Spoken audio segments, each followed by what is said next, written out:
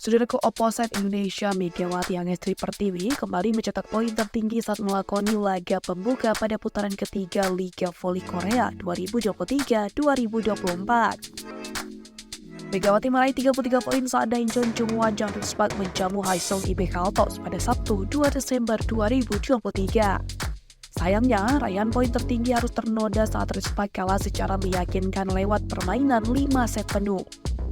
Red Spark tumbang dengan skor 2-3, yaitu dengan poin 25-14, 25-17, 19-25, 18-25, dan 11-25. Pada laga tersebut, tingkat keberhasilan Megawati tercatat cukup tinggi sampai di atas 50%. Akan tetapi, catatan itu hanya bertahan hingga set ketiga saja. Serangan-serangan Megawati mulai terbaca saat lawan mampu membalikan keadaan sejak pertengahan set ketiga. Megawati menutup laga dengan mencetak poin tertinggi dengan 33 poin melalui 31 atak, 1 serve ace, dan 1 blok poin.